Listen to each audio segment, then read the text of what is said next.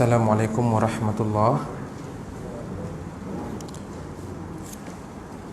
A'udzubillahi samil alim minasyaitonir rajim. Bismillahirrahmanirrahim. Asyhadu an la ilaha illallah wahdahu la syarikalah wa asyhadu anna sayyidana Muhammadan abduhu wa rasuluh. Allahumma salli ala sayyidina Muhammad wa ala alihi wa sahbihi wa sallim tasliman katsira birahmatika ya arhamar rahimin. Amin ya rabbal alamin. Hari ini kita masuk ayat yang ke-97. Kita sambung yang lepas. Yang lepas kita bicara panjang tentang perkataan Makkah Bakkah, kemudian tentang makam Ibrahim, ya, sebagai tanda bayinat, tanda yang kita sebut sebagai tanda kekuasaan ayat, bayinat, ayat, tanda-tanda, bayinat, jelas-jelas, tanda-tanda yang jelas-jelas. Siapa yang kaji sejarahnya akan jelas bagi dia. Walaupun bangunan Kaabah tu tak boleh bercakap, makam Ibrahim tu batu tu tak boleh bercakap, sekitar-sekitar tu semua tak boleh bercakap, sejarah-sejarah tu, tapi siapa yang kaji dia akan tahu kenapa Allah rasmikan tempat tersebut, dan tempat-tempat tu nak bagi tahu apa kepada kita daripada pelbagai segi, daripada pelbagai segi. Hikmah-hikmahnya apa dia nak bagi tahu, apa nak sampai kepada kita. Yang kita sebut batu pinjaman daripada syurga itu, iaitu salah satunya makam Ibrahim itu, batu yang dibuat alat untuk Nabi Ibrahim alaihissalam memijak untuk pasang batu yang lebih tinggi.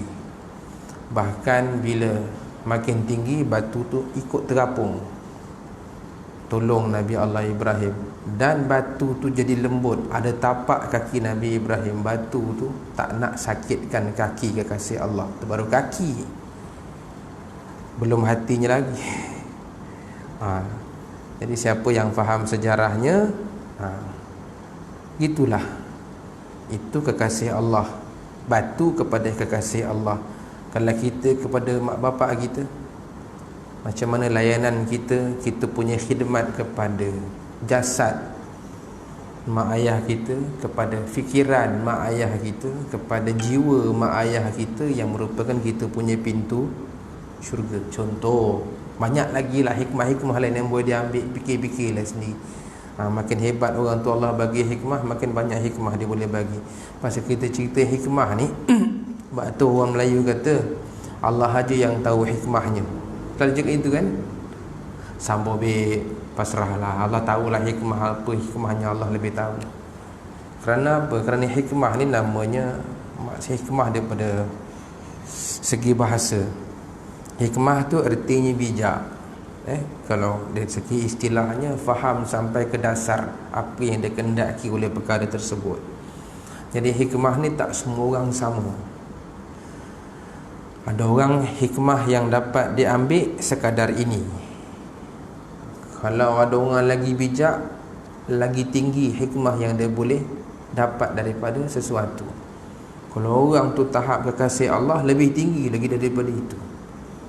Jadi mungkin kalau kita letakkan hikmah tu, mungkin kalau kita boleh susun hikmah tu 10 lapis, untuk beginner mungkin dia baru tembus 2-3 lapis. Tapi untuk orang yang lebih hebat akan tembus lebih tinggi lagi. Maka makin hebat, makin tinggi lagi hikmah yang didapati oleh seseorang itu. Jadi level hikmah tu tak sama. Mungkin ada yang 3 lapis, ada yang 5 lapis, ada yang tak sama. Tapi core dia yang kita nak tu, sejarahnya kena tahu dulu. Sebab tu pentingnya sejarah. Sebelum kita mencipta sejarah, kita kena tahu sejarah. Kita memang ada sejarah ni, kiri kanan ni, bahu kiri kanan ni, sejarah yang kita tulis sendiri, ya. Malaikat follow je apa kita buat, dia pun tulis. Sejarahnya kita yang cipta. Itulah sejarah 3 golongan tu Allah suruh perhatikan. Golongan an'amta alaihim, macam mana hidup mereka. Golongan an'amta alaihim, golongan maghdubi alaihim, macam mana hidup dia orang. Golongan ad-dallin, macam mana dia orang punya hidup. Semua muzium tu Allah tinggalkan. Ada yang bentuknya yang namanya piramid, itu al-maghdubi alaihim. Kolam, laut mati, okay? Allah tinggalkan sikit-sikit. Begitu juga untuk golongan an'amta alaihim, Allah pun tinggalkan sikit-sikit atas muka bumi ni sebagai muzium untuk kita lihat, untuk kita ambil iktibar.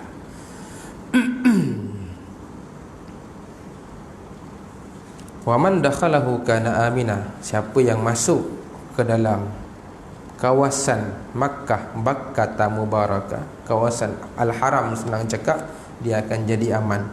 Tuan-tuan rahmati Allah sekalian, keamanan bagi lembah Bakkah ini, keamanan bagi lembah Bakkah atau lembah Makkah ini bukan baru hari ini. Nun sejak zaman Nabi Allah Adam alaihissalam sampailah sekarang. Memang tak pernah ada apa-apa hal. Walaupun ketika orang-orang beriman menguasai, even orang-orang yang tak beriman menguasai pun dia tetap selamat, kerana tempat tu tempat yang mubarakah, tempat yang berkat, tempat tu berkat. Masya Allah. Allahumma salli ala Muhammad. Berapa banyak sejarah tentang Allah menyelamatkan Kaabah sendiri. Itu lah surah Quraisy tu kan. Satu, wa amanahum min khauf. Orang Quraisy duduk dekat situ kan. Surah Al-Fil, tentera bergajah, selamat lagi.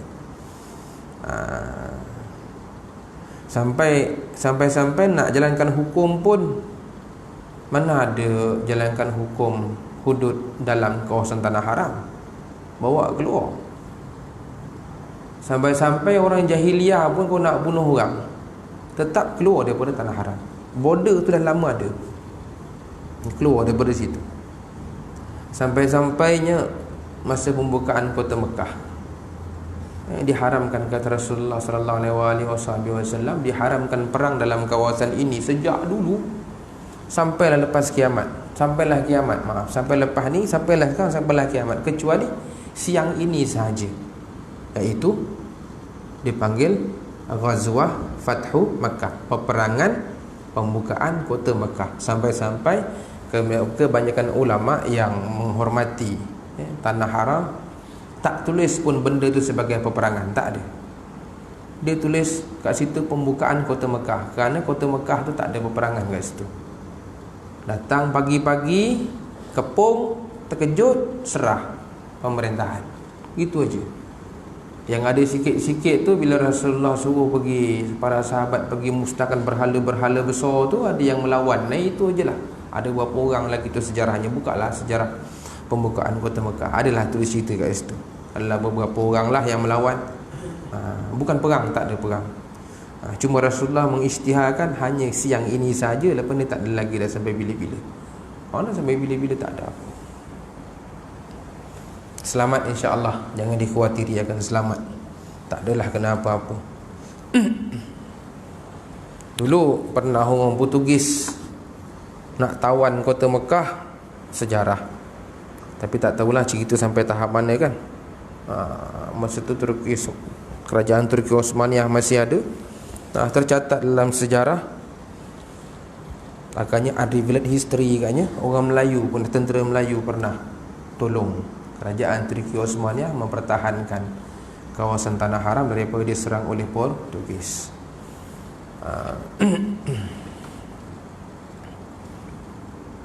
Dan macam-macam lagi lah sejarahnya. Masuk je aman.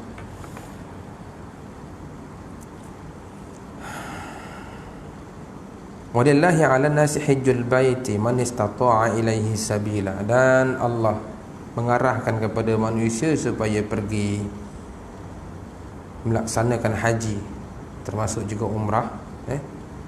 Kerana haji dan umrah tu maksudnya pergi menuju berziarah. Nanti buka dalam internet, tulis itu haji dan umrah dari segi bahasa dan istilah. Nanti keluarlah makna haji dari segi bahasa apa, daripada segi istilah apa, umrah apa.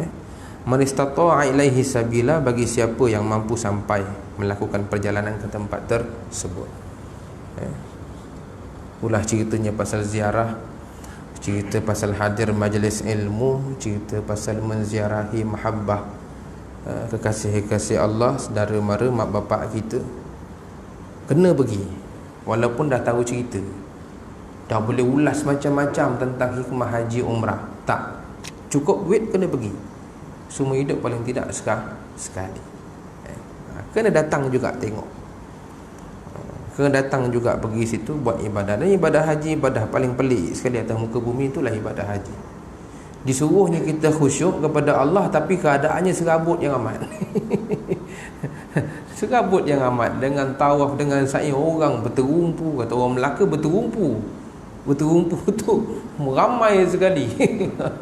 Bahasa muar Melaka tu.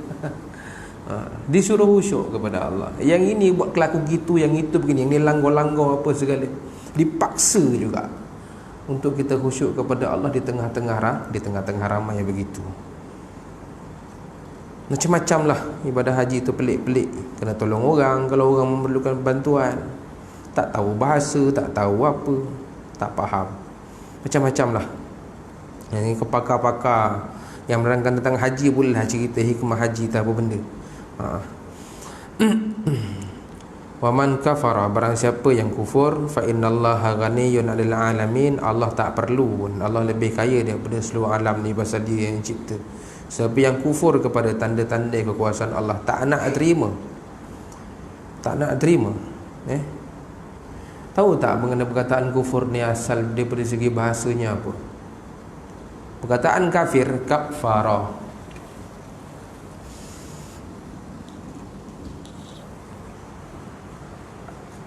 Kafara ni besok kata Rasulullah sallallahu alaihi wasallam, Dajjal punya dahi ada tulis kafara. Hanya orang beriman saja yang boleh nampak tulisan pada dahi Dajjal itu. Kalau orang tak beriman, walaupun ilmunya banyak, walaupun dia alim, tapi imannya Allah tak terima, dia tak nampak. Bahkan mungkin menjadi penyokong kepada si Dajjal itu. Pasal Dajjal bukan jahat mana. Nak dapat sokongan dia kena baik. Dia kaya kan, bawa segunung roti, bawa bantuan, hidupkan orang yang mati, sembuhkan orang sakit. Jadi tak semua orang jahat tu tunjuk dia punya jahat dia. Okey. Kafara ni asal maknanya tutup. Sebab tu kalau dalam Quran kata yukaffiru ankum sayyiatikum, Allah tutup salah kamu. So kita kalau sebut kafarah, langgar sumpah, kena bayar penutup pelanggaran, namanya kena bayar kafarah.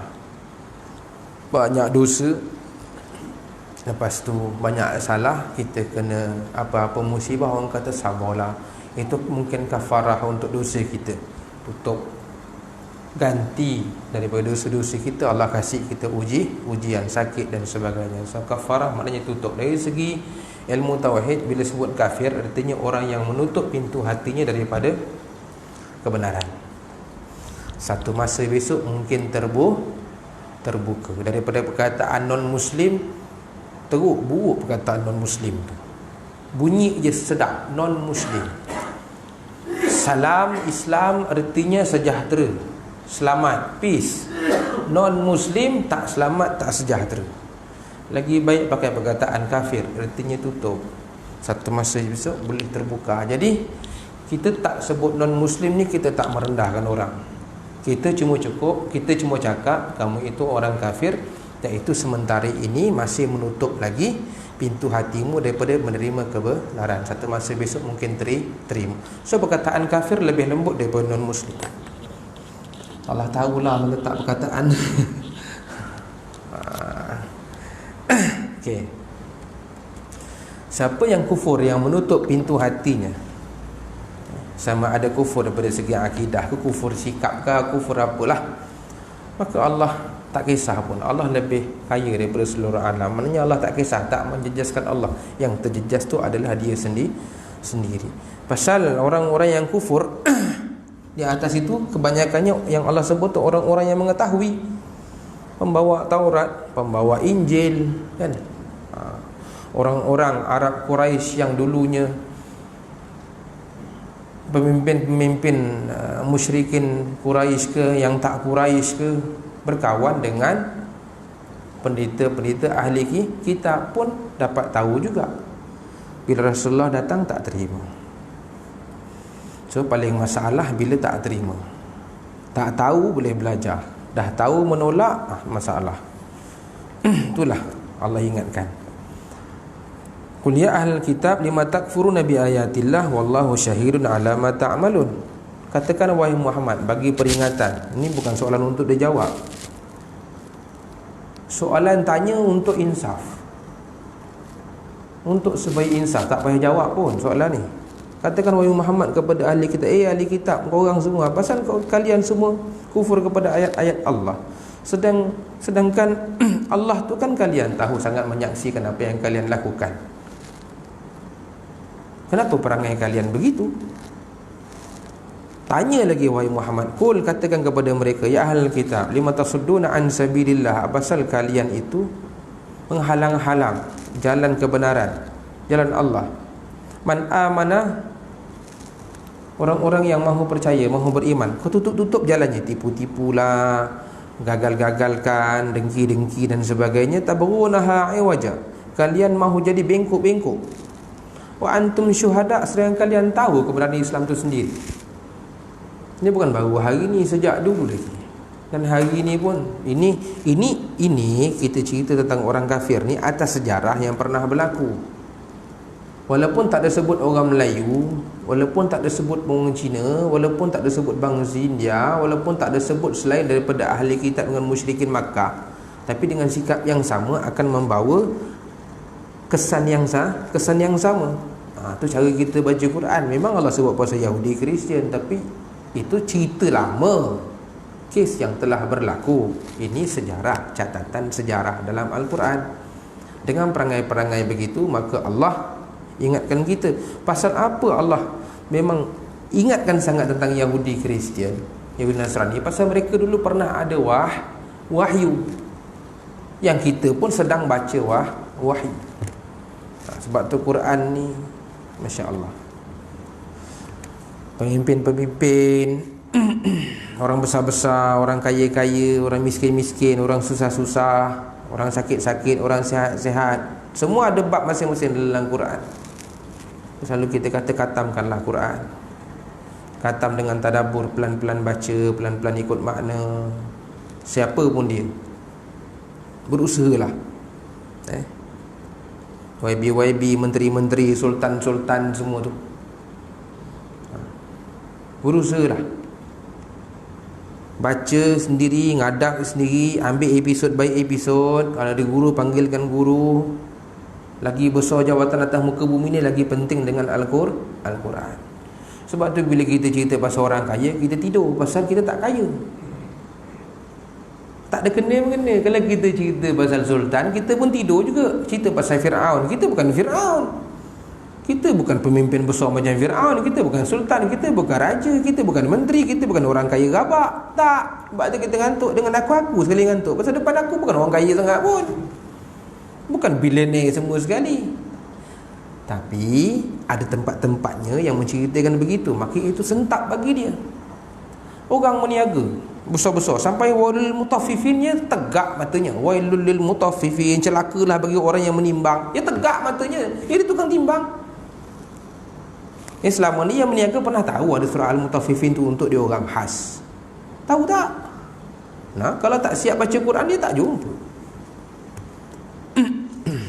Contohlah,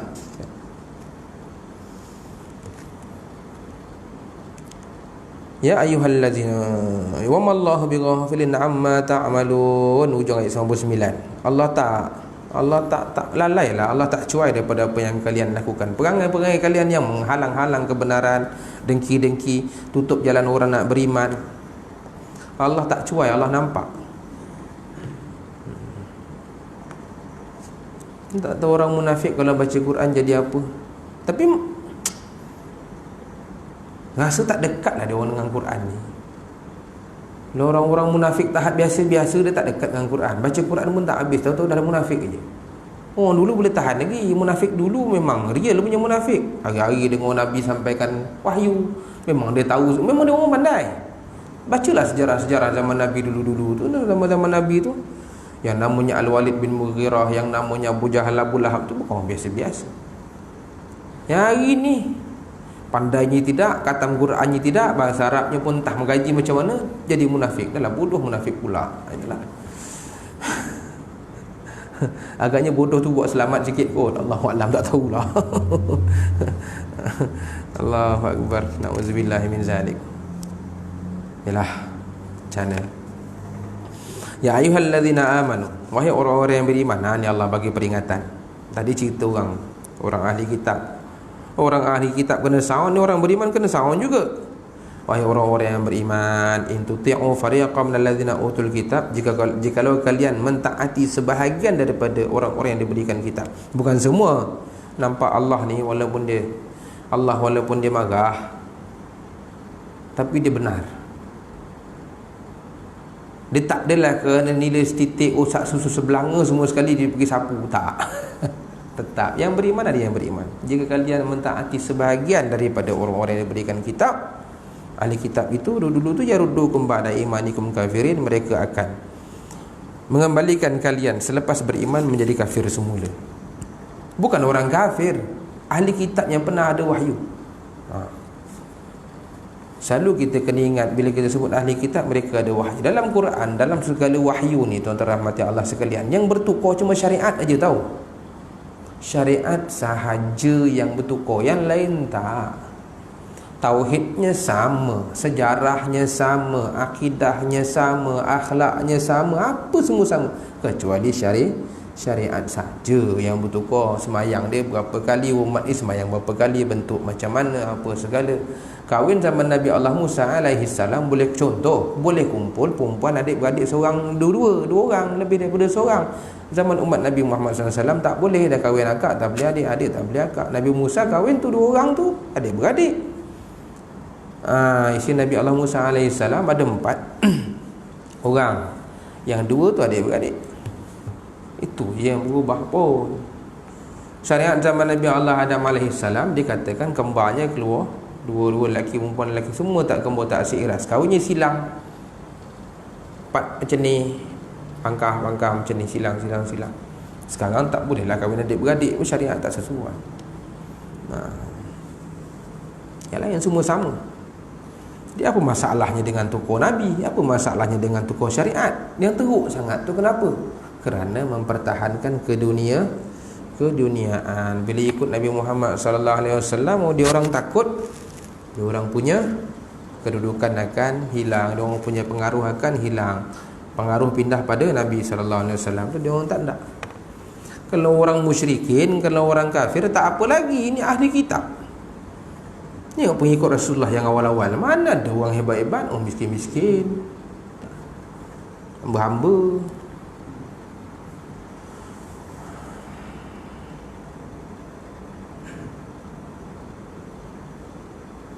Lepas tu Allah sound lagi. Tadi Allah sound sikit, ayat 100. Kalau kalian mentaati sebahagian daripada ahli kitab tu, nanti dia boleh bawa kalian jadi kafir semula. Allah sound up, Allah up lagi ayat 101. Macam mana pula kalian boleh jadi kafir semula? Sedangkan ayat-ayat Allah dibacakan kepada kalian, wa fikum rasuluh, pada kalian ada rasulnya sekali. Pada di sisi kalian ada rasulnya sekali. Rasulullah SAW wujud. Wa may ya'tasim billah, siapa yang berpegang teguh kepada Allah, faqad hudiya ila siratal mustaqim, maka dia diberi petunjuk kepada jalan yang lurus. Nampak? Yang kita nak ambil dekat sini, mungkin yang kita boleh ambil. Nak selamat sekarang, walaupun Rasulullah sallallahu alaihi wasallam dah tak ada, nak selamat sekarang ni Rasulullah nak kena ada dalam fikiran. Rasulullah dah kena ada dalam hati, kena banyak selawat. Rasulullah dah balik dah 14 abad yang lalu secara jasadiah dah balik. Dah balik dah. Jadi kita kalau nak selamat, tak nak jadi kufur, tak nak terbalik, tak nak tergolek, itu. Wa antum tutla alaikum ayatullah. Dibacakan kepada kalian akan ayat-ayat Allah. Nabi sampaikan wahyu. Dengan sebab itu kita jangan berenggang daripada wahyu. Dan keduanya, wa fikum rasuluh. Itulah Al-Quran dan hadis. Itulah Al-Quran dan Rasulullah sallallahu alaihi wasallam. Itulah Allah dan Rasul. Itulah cinta Allah dan cinta Rasul. Dengan cinta Allah ada cinta Rasul. Wa may ya'tasim billah. Baru Allah kata barang siapa yang berpegang dengan Allah, faqad hudiya ila siratal mustaqim, maka dia telah diberi petunjuk menuju jalan yang lurus. Tak kena ada Rasulullah sallallahu alaihi wasallam. Allah saja tidak cukup. Kerana apa? Kerana Rasulullah itulah susuknya yang bentuk macam kita manusia. Tu Ahlussunnah wal Jamaah mengajarkan ilmu tauhid. Ada sifat harus bagi Rasul. Sifat wajib bagi Rasul ada 4. Sifat mustahil bagi Rasul ada 4. Sifat harus bagi Rasul ada 1, iaitu sifatnya kemanusiaan. Kita punya Rasul memang kita boleh ikut, pasal dia tu manusia, bukan jin, bukan dewa, bukan robot, bukan malaikat. Bukan, dia manusia macam kita. Ada makan, ada minum, ada ngantuk, ada tidur, ada semacam-macam. Sebab itulah apa yang Allah hendak tu ada pada Rasulullah sallallahu alaihi wasallam. Allah nak macam mana pada manusia tu ada pada Rasulullah. Kalau Allah tak buat ke Rasulullah sallallahu alaihi wasallam, Allah hendak kita tak tahu nak buat macam mana. Pasal apa? Contoh tak ada. Kalau malaikat pula bukan macam kita. Bolehlah malaikat sembahyang 4 hari 4 malam tak berhenti. Ngantuk tak ada, apa tak ada, makan tak payah. Sebab tu kalau kita baca dalam surah Al-Kahfi, amalan umat akhir zaman, surah Al-Kahfi, tengok ayat last. Dia baca tulis apa je ayat last ya? Allahumma salli Muhammad. Ayat last surah Al-Kahfi. Kahfu Maryam wa Taha. Inna lillah.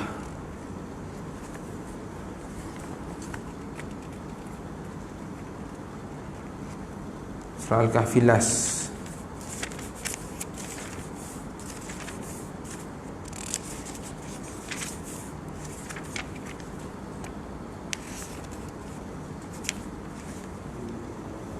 Qul innama ana basyarum mislukum. Tu katakan wahai Muhammad, begitu ada orang, aku pun manusia macam korang juga. Aku pun manusia macam kalian juga. Maksudnya boleh ikut. Aku lapar, aku makan, aku minum, aku isteri, aku anak, apa segala. Cuma bezanya yuha ilayya, diwahyukan kepada aku, annama ilahukum ilahun wahid. Allah yang esa. Tuhan kalian Allah yang esa. Tuhan yang satu. Pak tu. Sebab tu kita kena ada Nabi sallallahu alaihi wasallam. Dan daripada Rasulullah sallallahu alaihi wasallam itu diajarkan secara khususiyah. Diajarkan secara khususiyah, maka adalah yang bersanad, ilmunya bersanad, apanya bersanad. Itu dipanggil sanad, dan sanad itu akan berterusan sampai hari kiamat. Terus akan ada. Daripada segi apa sekalipun.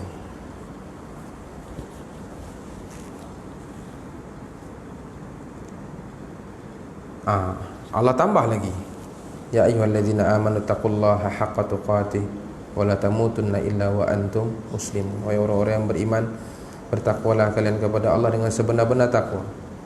Takwa apa artinya? Takut sehingga cinta kepada Allah. Itu makna takwa. Takwa, kalau kita belajar bahasa Arab, dia punya fi'il mati dia, Allahumma salli Muhammad. Gini benda ni rupanya kat sini. Allah. Fi'il madhi dia daripada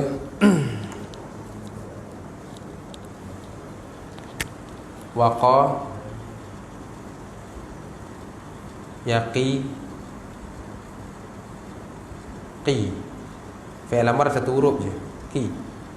Ditambahkan satu huruf ha kat belakang untuk kalau ada tambahan lah, ditambah untuk jadi bunyi. Sebab tu kita baca waqina azaban nar. Waqina ni 3 perkataan. Wa satu, qi satu, na satu. Wa dan qi, jagalah na kami dan jagalah kami. 3 bunyi, 3 perkataan. Inilah benda ni. 2 makna yang berdekatan, iaitu takut dengan jaga. Takwa. Wa may yattaqillah, fattaqun nar allati waquduha an-nas wal hijar. Maka takutlah kalian akan api neraka yang bahan bakarannya adalah manusia dan juga batu-batu. Jadi itulah perkataan takwa tu, takut dan jaga. Siapa yang takut, dia akan berjaga-jaga. Siapa yang berjaga-jaga dengan sebab dia takut. Maka kalau takwa kepada Allah itu adalah takut sehingga cinta kepada Allah. Kerana takut kepada Allah tu akan mendatangkan kecintaan. Takut artinya hormat. Di antara takut dengan cinta tu akan datang hormat dan sayang. Wala tamutunna illa wa antum muslimun, dan jangan kalian sekali-kali mati kecuali dalam keadaan kalian itu muslim.